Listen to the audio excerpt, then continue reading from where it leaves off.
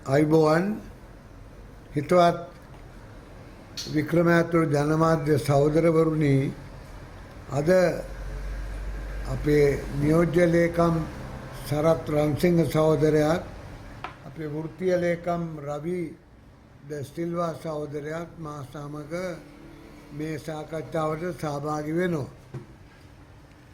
අද පළමුවෙන්ම අපි බලාපොරොත්තු වුණේ අපේ මන්ත්‍රීවරු ඉන්නවා 4 දෙනෙක් ප්‍රාදේශීය සභාවල ඒ අයව හඳුන්වා දීමක් කරන්න.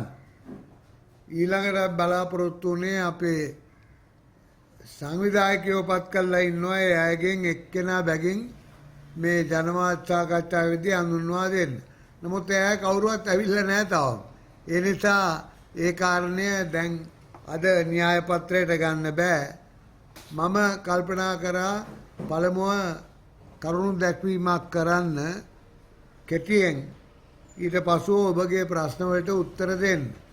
එතකොට ඒ වගේම අපේ නියෝජ්‍ය ලේකම් සහෝදරයාත් ඔබට ඇමතීමක් කරાવી. අපේ වෘත්තීය ලේකම් සහෝදරයාත් යම් ඇමතීමක් කරાવી. පළමුවෙන්ම මේ ඖෂධ ප්‍රශ්නය දැන් ආයමත් මතුවලා තියෙනවා බරපතල ප්‍රශ්නයක් හැටියට. මොකද දෙන්නේ අභාවයට පත් වෙලා තියෙනවා යම් එන්නතක් දීම නිසා.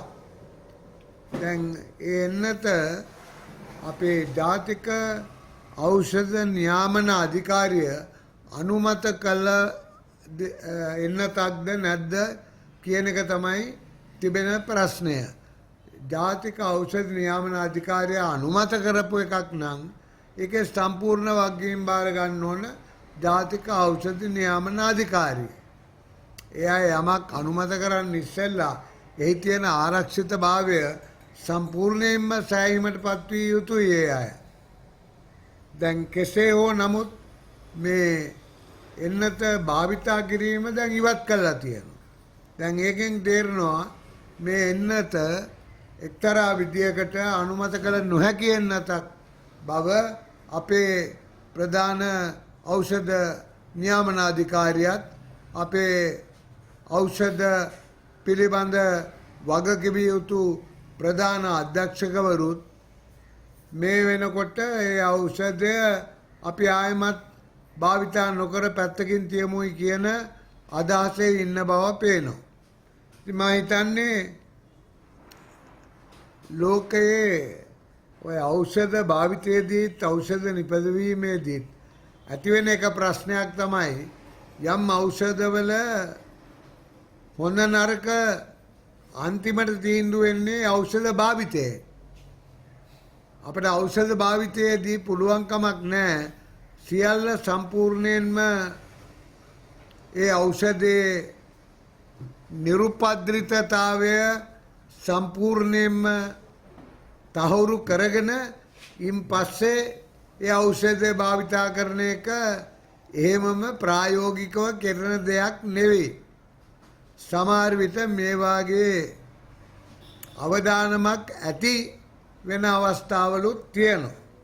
නමුත් මම ලෑස්ති නෑ මේ කියන එන්නත භාවිතා කිරීම නිවැරදි කියන අදහස ඉදිරිපත් කරන්න නෙමෙයි මං හදන්නේ. මම මේ පොදුවේ ලෝකයේ ඖෂධ භාවිතයේදී ඇතිවෙන ගැටලු ගැන මම මේ මතක් කළේ ඒකත් අපේ හිතේ පසුබිමේ තියාගන්න ඕන නිසායි. නමුත් මේ ඖෂධ නියාමන අධිකාරිය අපේ රාජ්‍ය ඖෂධ නිෂ්පාදන නීතිගත සංස්ථාවත් ඒ අය මේ පිළිබඳව අවසාන වගකීම් යුත්තන් බවට පත් වෙන්න ඕන. දැනට අපිත් එක්ක එකතු වුණා අපේ පක්ෂයේ සභාපති අපේ තිලකසිරි සහෝදරයා, දැන් අපේ නියෝජ්‍ය ලේකම් සහෝදරයා වෙනුවට සභාපති සහෝදරයා මාත් එක්ක මේ සාකච්ඡාවට සහභාගී වෙනවා. ඒ ඖෂධ ගැන.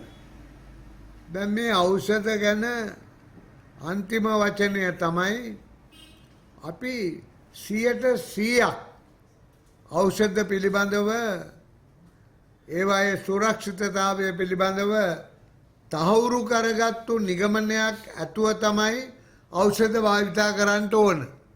ඒක තමයි අවසාන නිගමනය. නමුත් එහෙමම කරන්න පුළුවන්ද කියන එක ප්‍රායෝගික ප්‍රශ්නයක්. ප්‍රායෝගික ප්‍රශ්නයයි අපි විය යුතු ආකාරය පිළිබඳ අපේ තියෙන මතයයි මේ දෙක අතරේ ගැටුමක් තියෙනවා. මේක කොහොමද විශ්ලේෂණය කියන එකත් ඖෂධ නියාමන අධිකාරිය යම් ආකාරයකට පැහැදිලි කළ යුතුයි.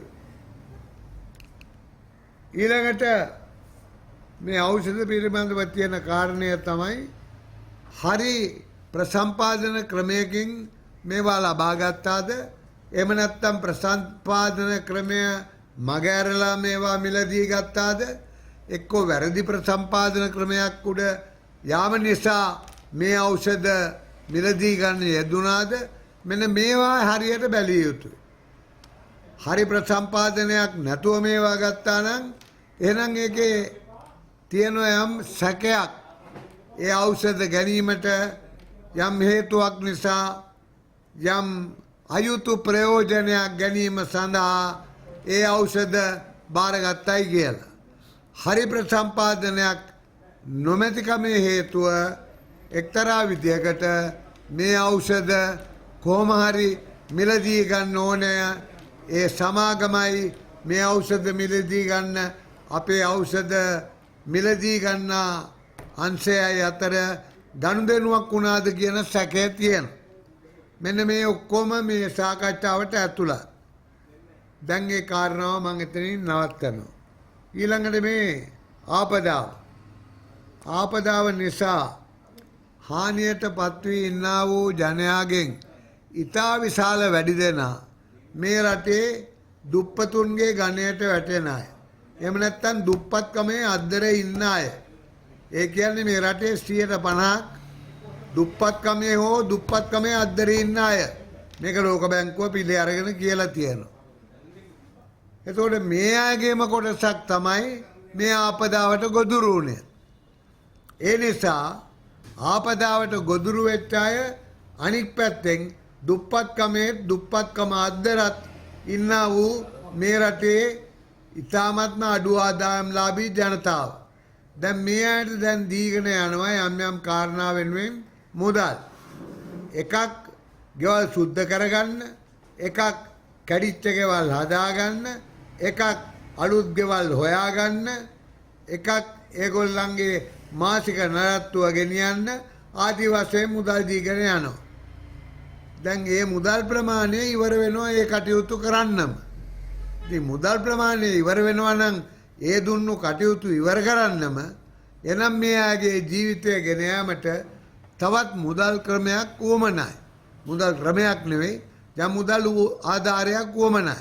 මගේ අදහසේ හැටියට මේ වැඩේ කරනවා වෙනුවට මේ අස්බැසුම කරගෙන යනවත් වෙනුවට මේ කියන 50%ක් පමණ අපේ ජනතාවට ඒ කියන්නේ දුගී හා දුගී භාගයේ අද්දරේ ඉන්න ජනතාවට මේ අයට අපේ සමූපකාර ප්‍රාදේශික හරහා අත්‍යවශ්‍ය ආහාර යම් ප්‍රමාණයක් සලාකයක් හැටියට දුන්නොත් සහන මිලකට මං හිතන්නේ මේ ප්‍රශ්නය කාලයකට අපිට විශ්න ගන්න පුළුවන්.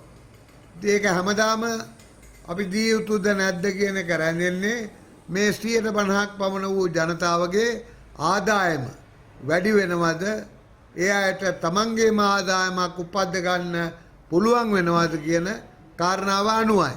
ඒ සියල්ලක්ම සලකා බැලීමට අරගෙන මේ දුප්පත්කමට අයිති කියලා ගණන් ගන්න 50%ක් ජනතාවට තමන්ගේ අත්‍යවශ්‍ය ආහාර යම් ප්‍රමාණයක් සලාකයක් යම් සහන මිලකට යම් කාලයක් තුළ ලබා දීමට කටයුතු කිරීමට රජය පියවර ගන්නවා නම් ඒක යහපත් දෙයක් කියලා අපි විශ්වාස කරනවා. මම තුමා වාඩි වෙලා ඉන්න